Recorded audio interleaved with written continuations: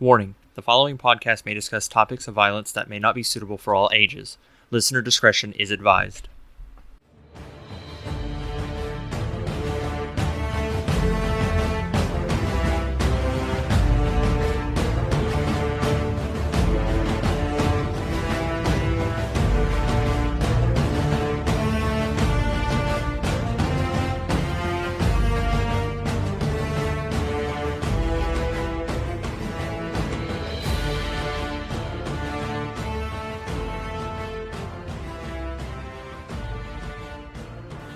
Hello and welcome back to Above and Beyond. This is episode 6. So if you've been here since the beginning, I appreciate all the support. And if you're just joining us, where you been? No, I'm just kidding. I hope your week's going well. I know this is a day late, but I have an eye infection that is currently making me want to take my eye out with an ice cream scoop. But they say the show must go on, so here I am. Before we begin, I have a couple of announcements. If you follow us on the Facebook page, you'll see that our YouTube channel is now up and running. I will put a link to that down in the description below. Be sure to subscribe, tell your friends. Same thing as with the podcast, blah, blah, blah, blah, blah. Thank you for all your support. It means a lot to me. And one more thing. If you find yourself in Middle Tennessee later on this month, October 22nd through the 25th is the Stones River reenactment. As most of you know, I am a reenactor. Shout out to the 59th Tennessee. I will be there along with my company. Come out, watch the show, see a Civil War battle, and yeah. That's all I have for announcements, so we're just going to get to tonight's episode. This topic was actually sent in by a listener. If you're wondering how to do that, you can email me at above.beyondpodcast@gmail.com, and I will respond to it. If you have emailed me, I would like to throw out that I came down with the case of the Big Dum Dum, and I did not have the notifications turned on for that email. So if you have emailed me recently and I haven't responded to it, just give me some time. I'm trying to work through some of them, and I apologize in advance, and I thank you for your patience. So tonight's episode is about Robert Smalls. Now, Robert was born April 5th, 1839 on a plantation in Beaufort, South Carolina. The address of this house is 511 Prince Street. Now, keep that in mind because it does come into play later. Now, being that this was during the antebellum period of American history in the southern United States, Robert was born into slavery. His mother, Lydia Polite, was a servant in their master's house. And now house slaves were different than field slaves. Sometimes they would eat better, they would sleep better, they'd have better clothing, and in more cases than none, they were treated much like the owner's children. Lydia was raised in this environment of being a house servant, so she worried that Robert would not understand the struggle of being a slave if he was raised in this household, and she thought it was going to affect him in the long term, and that he wasn't going to think that slavery was as bad as the thing of it was because he didn't have a harsh experience. So she felt that he was favored over other slaves and thought it would make him have the wrong outlook on slavery, as I said. So she asked that he would be put to work in the fields, and specifically she asked for him to witness some whippings. Now, when he was 12, his mother again asked for a favor. She requested that Robert be hired out as a laborer in Charleston, South Carolina. Now, as a teen, Robert loved the sea. I mean, he lived in South Carolina. He was raised around the ocean. He had a love for the sea and for seafaring life. So when he went to Charleston, he worked a numerous amount of jobs, from lamplighter to sailmaker to a helmsman and a dock worker. Now, all the time that Robert was working in Charleston Harbor, it made him have a greater love for the sea, and it was something that he really wanted to do if he could get out of, being a slave. Whenever he was not working, he would wander the docks and gather all the knowledge he could about the ships, about sailing, and about the harbor in general, and this made him incredibly knowledgeable about the area. Now, at age 17, he met and married an enslaved hotel maid by the name of Hannah Jones, and the two officially wed on December 24th, 1856.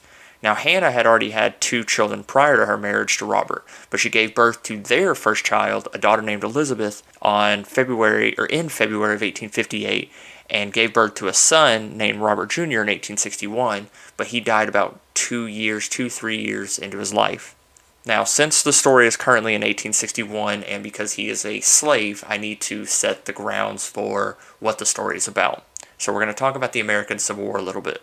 Leading up to the outbreak of the war in 1861, the United States was experiencing an era of tremendous economic growth. And while both the northern and the southern United States experienced this growth, there was a clear divide between how each came to grow. The North had a larger population, and they were largely industrialized. Manufacturing was fundamental to the North's economic growth, and they did have some farms, but they were small and they were kind of spread out, kind of just to keep the population, well fed. The South was polar opposite. They didn't have a lot of industry, and they relied heavily on agriculture. And unfortunately, because their population was tremendously smaller than the North, they needed people to work on these farms, and to maintain them, slave plantation owners depended on black enslaved peoples. Now, at this point in American history, slavery had been a normal thing for about 200 or so years. However, in the 1830s and 1840, abolitionist sentiments were becoming more and more predominant in the United States, specifically in the interest of slavery expanding west as the country was also expanding west. It was not necessarily an issue of slavery existing in the United States, but slavery expanding with the country. Oh, but of course, there was always going to be someone against it. Does anybody have a guess who it could be? You with your hand up in the back? You are absolutely right. It is those wealthy southern landowners whose wealth was heavily reliant on slaves. So now looking into the 1850s, this was a horrible time for the United States politically. Like I said, they were experiencing this economic growth, but politically there was a lot of turmoil. I've even read some accounts that technically the Civil War started in 1850s, and I'm going to get into why. Now in 1854, the Kansas-Nebraska Act was passed. And this set the standard that any new Western territory could decide for themselves if they wanted slaves or not. This led to both supporters and opposers of slavery attacking each other. Bleeding Kansas is the name given during this time, as a lot of people were being killed as anti- and pro-slavery forces clashed. Now, the Republican Party is officially created around this time, and it is founded on the idea of opposing slavery. Another thing that happened during the 1850s was in 1857, there was a court case, one of the most famous court cases in American history, called the Dred Scott case. And this was a slave who was taken to a Western territory, and he sued his owner on the grounds that the Western territory that they were in, slavery was not legal. But the Supreme Court ultimately ruled that slaves were not citizens and thus could not sue. And this pissed off a lot of abolitionists. In response to this, and not necessarily in response to this, but not long after this in 1859, there was an incredibly famous raid on Harper's Ferry Armory in Virginia by John Brown to free a bunch of slaves. And really all this did was convince more Southerners that the North were hell-bent on destroying their livelihood, which was entirely upheld by keeping people in chains. Now, what followed this was possibly one of, if not the most important election in American history. This was the election of 1860, which pitted Republican Abraham Lincoln against Democratic candidate Stephen Douglas. Now, like I said, the Republican Party was fairly new. This was only the second election where they had a nominee on the ticket. And the leading issues for this election was slavery and states' rights. And ultimately, Abraham Lincoln ended up winning. And this terrified and pissed off the entire South. And as a result, 7 states, Georgia, Alabama, Florida, South Carolina, Texas, Louisiana, and Mississippi, I believe, were the first 7 states to secede from the Union. And in April of 1861, the first shots of the American Civil War were fired by the South on a federal garrison stationed at Fort Sumner in South Carolina. And following this, 4 more states would secede, and this was, of course, Tennessee, Virginia, North Carolina, and Arkansas, with 3 border states being, I believe, Kentucky, Maryland, and Delaware, where they didn't decide either way that they didn't want to secede, but they also had slaves. So it's a mess. That's why they're border states. They were neither technically northern nor southern. Following all these 11 states seceding from the Union, the sides were officially set for the American Civil War. So now we're going to talk about how Robert Smalls comes back into play, but before we do that, we're going to pause to take a word from our sponsor. Okay, so now we're in the fall of 1861. The war has been raging for a few months. It's been the first major attack at Fort Sumner. We've also had the first major land engagement in July of 61 at First Manassas in Virginia. Now, Robert, because he lived in Charleston, was forced to work on a Confederate ship called the CSS Planter. Its job was to lay mines, deliver troops and supplies, and to scout enemy movements around the Georgia, Florida, and South Carolina coastline. Now, Robert took great note of all the things that he saw, all the troops that moved, what was going where, when it was going, how much it was going, just things that he thought were important and that could help him later on. Now, one of the major things that he saw was the Union blockade out in the Atlantic Ocean, which was relatively close to the coastline, generally speaking. It was only a few miles out. Now, why they were there is because during the war, or early on during the war, there was a Union general named Winfield Scott, who came up with a plan called the Anaconda Plan. The idea was that they were going to suffocate the South. It was going to be a naval blockade all along the Atlantic and Gulf Coast of the South. And the ultimate goal was to, like I said, suffocate the South and to stop them from communicating with other nations, to stop them from trading, things like that. Now, while the planter was patrolling the coastline, Robert could see this blockade, and it made him want freedom because he knew how close it was. So he began to hatch a plan to escape. And he showed the plan, or he told the plan to other slaves that were on the ship, with the exception of one guy that he just did not trust, and he thought that they were going to tell the Confederates on the ship. So he kept it from this one guy, but he told the other guys, and they were all kind of on board with it. So on May 12th, 1862, the planters' mission was to travel to a Confederate outpost on the Stono River that was being torn down. Their main objective was to secure 4 large guns that were to be transported to a fort in the Charleston Harbor. Now that night, while they were docked, the white officers on board disembarked, as they were known to go out on the town. Now Robert asked if the men's families could come visit them on the ship, and the Confederate officers allowed them to, with the stipulation that they were gone by the time that they returned. Now during their visit, Robert and the men informed their wives of their escape plan, and almost all of the women were heavily against it, except for Hannah, Robert's wife, who reportedly said, quote, "It is a risk, dear, but you and I and our little ones must be free. I will go, for where you die, I will die," end quote. Okay, so here's how the escape played out. Just after midnight on May 13th, Robert put on the captain's uniform and a straw hat to make it look like he was the captain, and then they took the ship towards the Union blockade. The ship successfully sailed past 5 Confederate forts and were unmolested in terms because Robert knew the codes for all these places. Like the forts would signal, and then Robert would give back the correct signal. He never messed up at any of them. But as they approached Fort Sumner, the men became incredibly worried because Fort Sumner was not only the most heavily guarded fort in the area, but it was also the most suspicious. Like, they were known to fire on ships just because they wanted to. The men pleaded with Robert to revert his course, but he refused, saying that it would be too suspect if they veered off from where they normally did. So what he did was he sailed past normally. He was slowly. They went by. They didn't make any noise. And the fort signaled, flashed the signal, and Robert flashed it back. And then Robert started to get worried because there was an unusually long pause, and he really thought that they were about to get sunk. But the fort cleared them. They let them go through. And the men on the ship were relieved because they thought that was going to be the end of it. He sailed out, and by the time anybody realized what exactly had happened, they were already out of range of the guns. Well, the crew changed all the flags to white sheets and sailed towards the blockade. One of the Federal ships that were out there, the USS Onward, thought it to be a bold rebel ship that was trying to either 1, make an escape, or 2, create a hole in their line for other ships to come through. So they moved to engage, but upon seeing the white flags, and that the deck was filled with not rebel soldiers, but people who were cheering and shouting and praying out loud, they decided that they weren't going to attack, that they were going to go help them, because obviously they needed it. When the Onward got to Robert, Robert immediately surrendered the ship and all its supplies to the captain, his name was John Frederick Nichols. Now, Nichols forwarded the story of what Smalls did to his superiors, citing him as, quote, "the bravest and most intelligent man I've ever seen in my entire life," end quote. Small's knowledge of the harbor and placement of the mines and Confederate forces proved important as he relayed the locations to Federal officers. The intel allowed Union soldiers to capture Coles Island and a string of batteries along the coast with little resistance. Now, see, this is because the Federal forces thought that this area was heavily defended, and they thought that there were thousands and thousands of troops here, but Robert Smalls and his men knew that that wasn't true. They knew that there was actually not a lot of people here, that a lot of them had been pushed to the Western campaign, or that they've just been taken away from the area.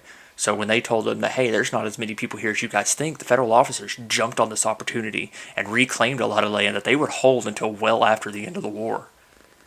Robert Smalls immediately became a hero.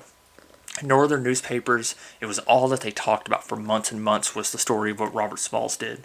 And the U.S. Congress even passed a bill allowing for Smalls and his crew to be awarded money for the capture of the CSS Planter, which today would equal out, I think it was $1,500 back then, so that would equal out to around $40,000 today that Robert got. I couldn't find exactly how much the other crew members got, but Robert got at least $40,000, which is ridiculous.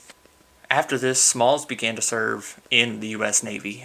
He was listed as a civilian, but unofficially he was considered a part of the Navy. This was because at this time, black men were not allowed to serve in the Army. Well, that was until Robert and a reverend by the name of Mansfield French were sent to New York in an effort to convince President Abraham Lincoln and Secretary of War Edwin Stanton to allow black men to fight in the war. Now, if you've ever seen the 1989 movie Glory with Matthew Broderick, Morgan Freeman, and Denzel Washington, you'll see a little bit of what black soldiers went through during the American Civil War. They weren't immediately accepted by everybody. They weren't immediately given combat roles because a lot of the white soldiers thought that they would flee at first combat, which is insanely untrue. In my personal opinion, on any battlefield that Americans have ever fought in, there's not a force that can be reckoned with quite as much as African American troops that served specifically during the American Civil War. These were men who, for about 2 years at this point, they were seeing white soldiers die on their behalf.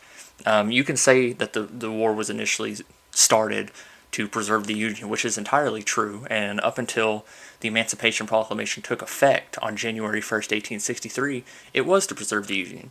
But once the Emancipation Proclamation went through, it was then a fight to create a nation free of slavery.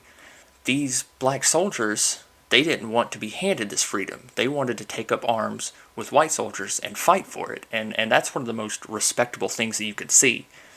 This army, like in 1861 when the war broke out and Abraham Lincoln called up this mass army of volunteers to fight this rebellion, this is one of, if not, it's the only one that I can think of off the top of my head, one of the few armies in American history that was built on the idea to free a people, like free a specific people.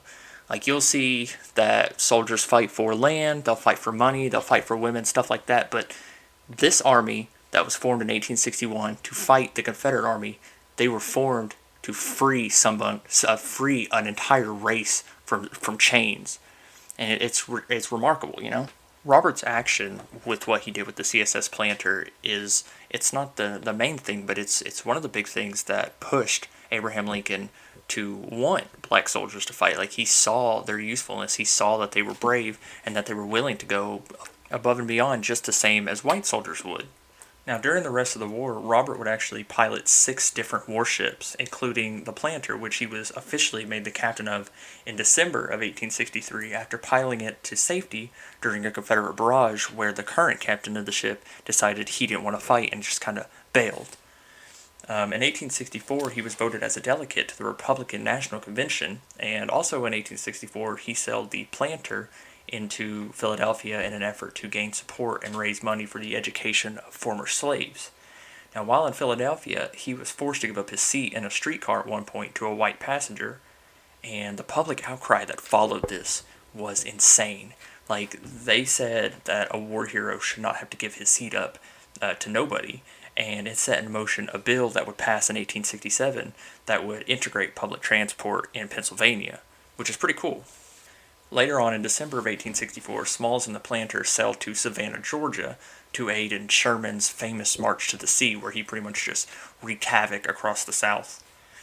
Following the end of the war in April of 1865, Smalls was discharged on June 11th, but continued to pilot the Planter as a humanitarian vessel in the South to help former slaves adjust to their new lives as free men. Also after the war, this is probably my favorite thing about him. Directly after the war, Robert returned to his hometown of Beaufort, South Carolina, to buy the house of his former master at 511 Prince Street. You can actually still see this house today. You can go visit it. I don't know if it's like open for tours or anything, but you can still see it. It's a beautiful house.